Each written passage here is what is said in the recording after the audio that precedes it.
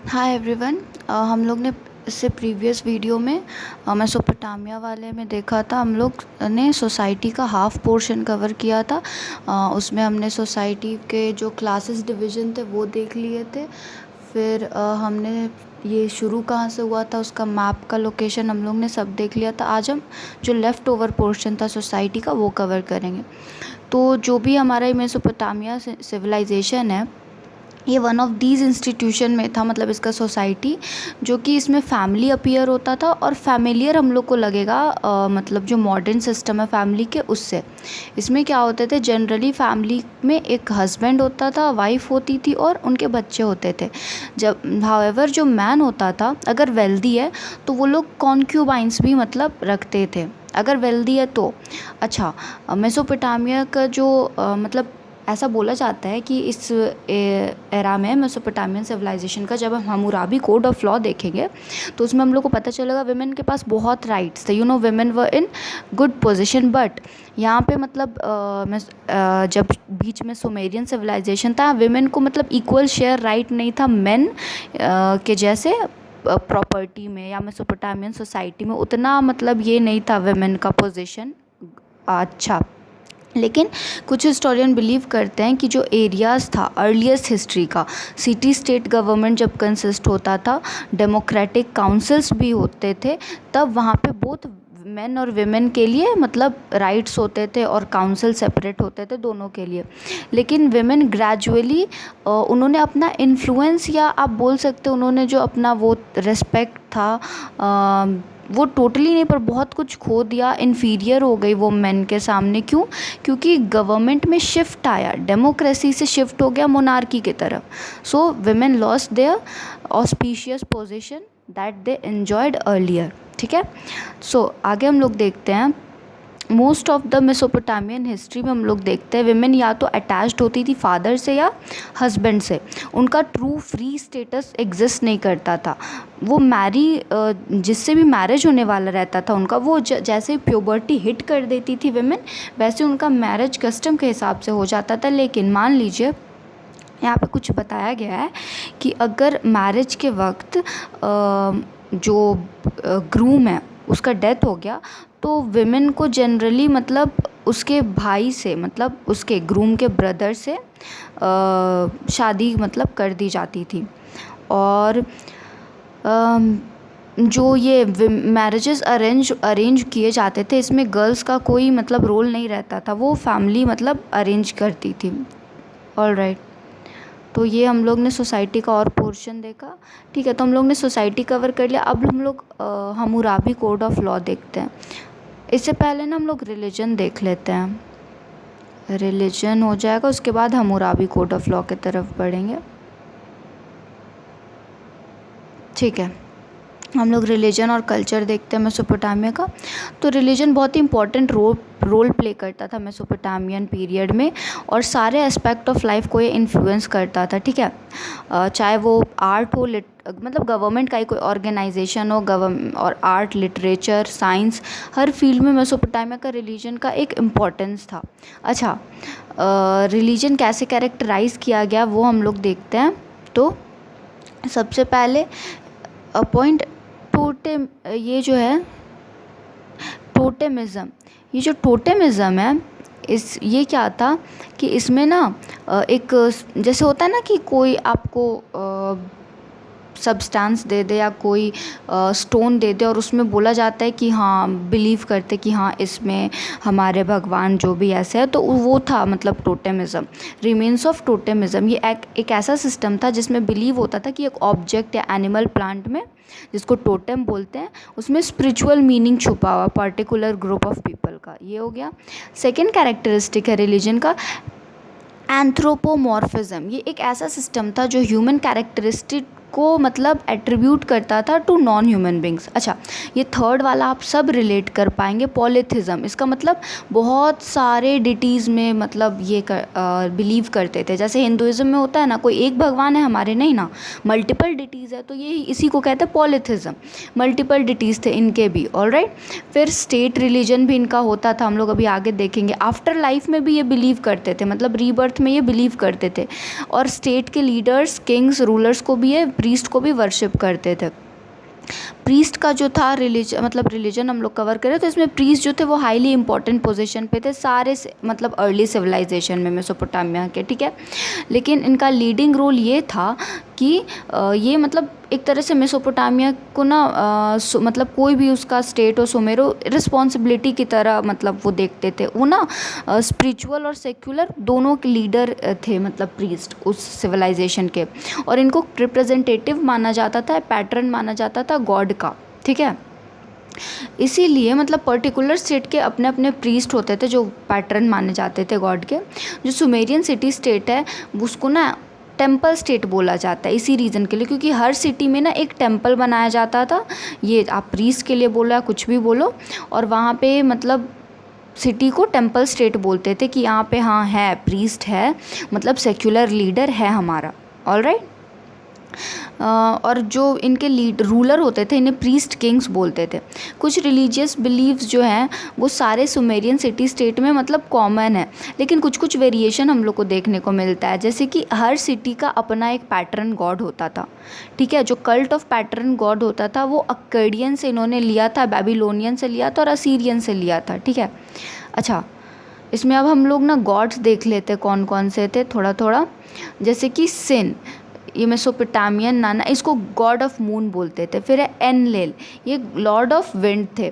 फिर अनु, ये sky God मतलब थे, ठीक है। एक सेकेंड, हाँ। उसके बाद निनूरता, ये God of thunder, rain storm, जैसे होता है ना हिंदुज़म वैसे इनके भी गॉड के नाम है। फिर उतू, ये गॉड ऑफ सन थे। अच्छा, आप लोग मुझे बताइए इजिप्ट के गॉड को क्या बोलते हैं? उनका भी सन से रिलेटेड मतलब एक नाम है, यहाँ तो उतू बोल दिया, ठीक है। उसके बाद मर्दुक, ये थंडर स्टॉर्म के चीफ गॉड थे बेबीलोनिया सिटी के, ठीक है। उसके बाद है अशूर, ये असुर जो थे अशूर, ये चीफ गॉड थे असीरियन सिटी ऑफ अशूर के, असीरियन कैपिटल के। अच्छा, बिसाइड चीफ गॉड मतलब सीरीज़ ऑफ अदर गॉड भी थे और गॉडेसेस भी थी, माइनर डिटीज़ भी थे। टेम्पल और टेम्पल्स को ना और मतलब जिगुरात्स, ये एक प्लेस ऑफ वर्शिप बनाया जाता है और ट्रायंगल शेप में, आप बोलिए जैसे भी शेप में, वो ट्रायंगल ही मोस्ट दिखता है। ये पैटर्न गॉड्स के लिए बनाए जाते थे और पब्लिक वर्शिप के, और इसको ना एक ऐसे हाइट पे बनाया जाता था कि सबको दिखे, ठीक है। और मतलब सेक्रीफाइशियल फूड ये सब यहाँ पे लाया जाता था।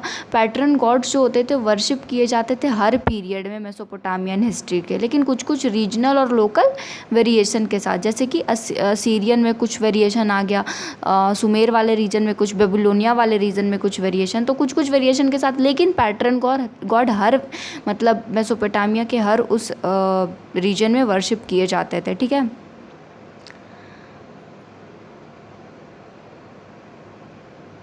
जो कल्ट होता था उसको डिफ़ाइन किया जाता था वर्शिप मतलब किंग या इम्पेरियल कल्ट, वो कैरेक्टराइज किया जाता था वर्शिप ऑफ किंग्स, जैसे कि गॉड, डेमन गॉड, मतलब बहुत एक्सेप्शन होता था मेसोपोटामियन रूल में। अच्छा, डिफरेंट गॉड देख लेते हैं मेसोपोटामिया। जो हम लोग ने ऊपर देखा वही होगा इसमें।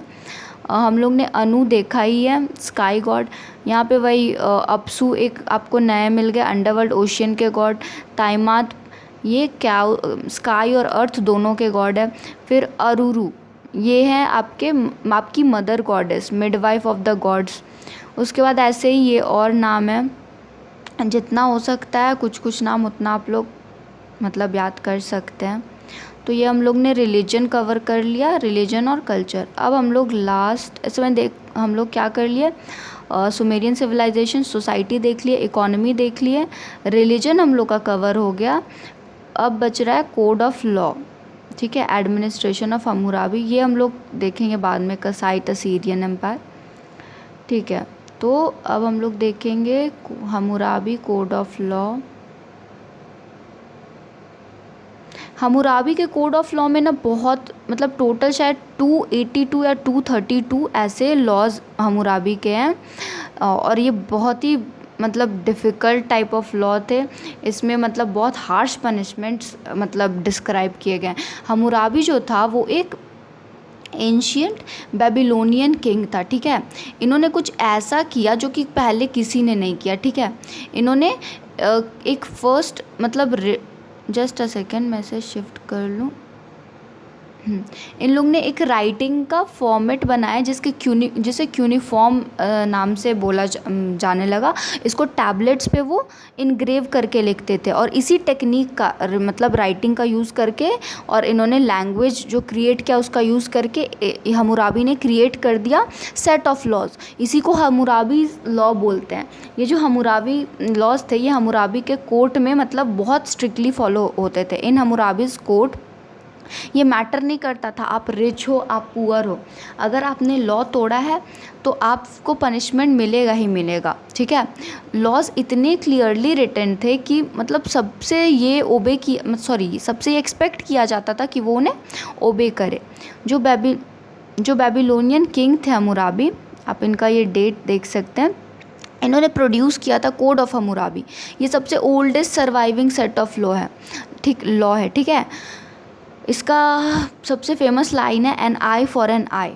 ये एन आई फॉर एन आई वाला जस्टिस करते थे और ये रहा 232 नहीं, ये 282 सेट ऑफ लॉज है, केसेस लॉज है। ठीक है, तो इसके मतलब जो लॉज इन्होंने बनाए थे इसमें 282 लॉज है और ये ना एक ये रहा 2.4 मीटर हाई ये ब्लैक डायराइट रॉक पे सारे लॉ लिखे थे और सिटीज़न से या सब्जेक्ट से ये एक्सपेक्ट किया जाता था कि वो सारे के सारे लॉज को फॉलो करेंगे। ठीक है, अच्छा, तो it consisted of 282 case laws with legal procedure and penalties. ऐसे नहीं कि बस लॉ लिख के छोड़ दिया, उसमें लीगल प्रोसीजर पेनल्टी सब मेंशन था।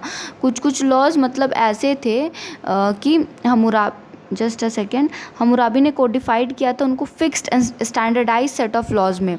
इसमें ना ज़्यादातर लॉज जो आपको हम लोग देखेंगे ये या तो चोरी से रिलेटेड होता था या मतलब किसी विमेन के साथ कुछ गलत ना हो उससे रिलेटेड होता था, तो वैसे लॉज होते थे।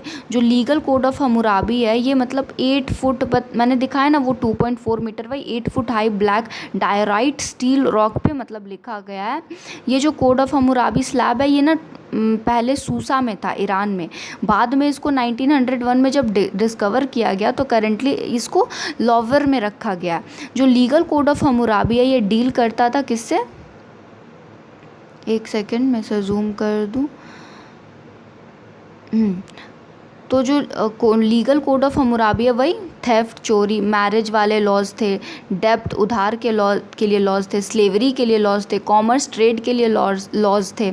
ठीक है, one of the central tenets of law was to protect weak against strong. मतलब मैंने बोला ना ऊपर ही हम लोग ने देखे हम्मुराबी के कोर्ट में ये मैटर नहीं करता था कोई रिच है या पुअर है, लॉ सबके लिए एक था। इससे ये पता चलता था कि किसी को भी वो अपने मतलब एम्पायर में वीक नहीं रखना चाहता था और मतलब वो लॉ बनाया ही गया था वीक को प्रोटेक्ट करने के लिए स्ट्रॉन्ग के अगेंस्ट। इसका बेसिस क्या था लॉ का, एन आई फॉर एन आई। और इसका मतलब इस ये जो मतलब एन आई फॉर एन आई था इसको कैसे एक्सप्लेन किया जाता है, इफ़ अ मैन, मान लीजिए कोई मैन डिस्ट्रॉय करता है किसी दूसरे मैन का आई तो उसका भी आई डिस्ट्रॉय करो। अगर कोई बेटा अपने फादर पे हाथ उठाए तो उसके फिंगर्स काट दो। अगर किसी ने ब्रेक किया है किसी मैन का बोन उसका भी हड्डी तोड़ दो। ठीक है, इतना लिस्ट ऑफ पेनाल्टीज़ था ना, मतलब अगर कोई सर्जन भी, सोचिए मतलब डॉक्टर्स को तक छोड़ा नहीं गया। ऐसे तो इस पीरियड में प्रीस्ट ही डॉक्टर्स का काम करते थे, बट अगर कोई सर्जन ने कुछ इंजरी कॉज कर दी अपने पेशेंट को तो उस सर्जन को भी मतलब मान लो वो आई का सर्जरी कर रहा, आई लूज़ कर गया पेशेंट उसका, तो उस सर्जन को भी नहीं छोड़ता था, बोलता था उसका भी आई अब निकालो। इतने मतलब क्रूअल लॉज थे, बहुत ही मतलब जानलेवा लॉज थे ये। हम्मुराबी जस्टिस मतलब क्वाइट क्रूअल था। लॉ स्टेट करता था मान लो अगर कोई फायर कहीं लग गया किसी आदमी के घर में और कोई दूसरा आदमी आके उसको एक्सटिंग्विश कर रहा है, मतलब फायर बुझा रहा है, और फायर बुझाते बुझाते होता है ना मतलब सिचुएशन का फ़ायदा उठाना कि किसी का वो मान लो सामान लेके चल गया, अगर ऐसा हुआ तो उस आदमी को भी उस फायर में वापस ढकेल दिया जाएगा। ऐसे लॉज थे हम्मुराबी के। ऑलराइट, ठीक है, यहाँ पे ना बोला गया है कि जो रिकॉर्ड्स हैं इसमें ना ट्रायल्स के भी रिकॉर्ड्स हैं, मतलब जो बेबीलोनिया असीरियन एम्पायर में डाइवोर्स होते थे उसके। अगर कोई विमेन प्रूव कर देती थी कि हाँ सामने वाला मैन गिल्टी है उसने उसे मतलब जो भी डाइवोर्स चाहिए तो उसको उसका डाउरी भी मिल जाता था, विमेन को प्रॉपर्टी भी मिल जाता था और चिल्ड्रन भी मिल जाते थे। ठीक है, हो गया। अब यही मतलब नीचे हम लोग ये जो जितने भी है वो सारे लॉज है, इसमें वही है कि मान लो कोई इफ़ एनीवन मतलब किसी ने किसी दूसरे इंसान को इंस्नेयर किया तो उस और जो सामने वाला वो प्रूव नहीं कर पा रहा है तो उसको भी इंस्नेयर कर दिया जाता था और उसको भी मतलब डेथ पेनल्टी मिल जाती थी। अगर कोई एक्विजिशन ला रहा है और बोल रहा है कि मतलब क्राइम कर रहा है एल्डर्स अपने बड़े के सामने और मतलब प्रूव नहीं कर पा रहा है कि उसको जिस भी चार्ज लगे जिस गलती के और प्रूव करने वो फेल हो गया तो उसको भी मतलब डेथ पेनल्टी मिल जाती थी। ठीक है, और अगर वो मतलब एल्डर्स के सामने मतलब जो भी जज के तरह वो सेटिस्फाई है कि इसने गलती नहीं किया या प्रूफ जो भी कर दिया छोटा मोटा गलती है तो इन लोग को छोड़ दिया जाता था। कैसे? ग्रेन या मनी का कुछ मतलब पेनल्टी भरो फाइन के तरह और फिर छोड़ दिया जाता था। अगर कोई जज ट्राई करता था केस और किसी डिसीजन पे रीच करता था और फर्दर पता चलता था कि उसी का डिसीजन गलत है तो उस जज को भी रिमूव कर दिया जाता था, पब्लिकली रिमूव किया जाता था और उसको ना फाइन भी भराया जाता था और जज के पोस्ट से भी मतलब हटा दिया जाता था पब्लिकली। अगर कोई स्टील करता प्रॉपर्टी टेम्पल का या कोर्ट का तो उसको सीधे डेथ पेनल्टी दिया जाता था। ठीक है, वैसे ही सारे लॉज है, इसमें बहुत सारे लॉज है मतलब 282 मैंने देखा है तो इसमें कैटल शीप मतलब जो हमारे बेसिक सोसाइटल नीड्स के लॉज होते हैं या थेफ्ट चोरी के लॉज होते हैं। ठीक है, ये सब इसमें है। अच्छा, एक चीज़ यहाँ पे ये देख लीजिएगा आप लोग, ये थोड़ा इम्पॉर्टेंट है। 282 लॉज तो हैं बट ये जो 13th लॉ है ये एग्जिस्ट नहीं करता है। There is no 13 law because ये जो नंबर 13 था वो ना बड़ा अनलक्की माना जाता था और एविल नंबर माना जाता था तो इसीलिए इन्होंने बनाया तो लॉज पर 13 नंबर को खाली छोड़ दिया। फिर वही मतलब हर चीज़ में ना आपको डेथ पनिशमेंट मिलेगा। कोई चुरा लिया किसी के बेटे को उसको भी डेथ पनिशमेंट। ठीक है, हर चीज़ में मतलब यहाँ पे डेथ पनिशमेंट है। मान लो अगर कोई स्लेव है और if the slave will not give the name of master, जो फाइंडर है shall bring him to the palace और फर्दर इन्वेस्टिगेशन होगा और स्लेव को रिटर्न कर दिया जाएगा उसके मास्टर को। ये लोग स्लेव लाते थे मतलब जहाँ ये लोग ना अगल बगल जो सिविलाइज एम्पायर था उस पर अटैक करते थे तो वहाँ से जो लोग हार जाते थे उनको एज अ स्लेव उठा के ले आते थे। तो अब अगर वो नहीं बता पाता था अपने मतलब मास्टर का नाम तो फिर उसको ना कोर्ट में ले जाया जाता था और फिर मास्टर को ढूंढ के उसको हैंड ओवर किया जाता था। तो इसमें बस डेथ पेनल्टी नहीं है। और अगर वो जिसको भी वो मिला है मतलब स्लेव, अगर उसने उसको अपने घर में रख लिया अपना स्लेव बना लिया तो उसको भी डेथ मिलता था मतलब डेथ पेनल्टी। ठीक है, ऐसे ही सारे मतलब जितने भी लॉज हैं यहाँ पे सब में आपको दिख रहा है डेथ पेनल्टी है ज़्यादातर। ठीक है, ये वही मैंने जो फायर वाला बताया था वही वाला ये लॉ है, डेथ पेनल्टी अगर उसका फ़ायदा उठा के उसके घर का कोई चीज़ चोरी किया गया तो। ये सब वैसे ही लॉज हैं। ठीक है, तो हम लोग ने कवर कर लिया ये हम्मुराबी वाला laws, Hammurabi code of law और उसका एडमिनिस्ट्रेशन हमने देखा कैसा था। तो ऑलमोस्ट सब कवर हो गया हम लोग का। इसमें बचा क्या है? बस वही कसाइट और असीरियन वाला बचा है।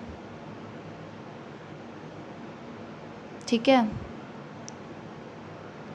तो हम लोग यहाँ पे ये ख़त्म करते हैं। हम लोग ने ये इकोनॉमी देख लिया था, irrigation system, animal activities, metal कहाँ से आए, लग्जीरियस स्टोन कहाँ से आए, इंडस्ट्री ट्रेड हमने देखा, फिर सोशल क्लास का डिवीज़न देखा, फिर हमने सोसाइटी को कवर किया, हम्मुराबी कोड ऑफ लॉ देख लिया हमने। तो यहाँ पे हमारा ये ख़त्म होता है। ये रहा, सोसाइटी हो गया, इकोनॉमी हो गया, रिलीजन हो गया, code of law, administration of Hammurabi हो गया। तो यहाँ पे हम लोग इसको एंड करते हैं एंड आई होप ये थोड़ा मोड़ा क्लियर हुआ हो। Thank you.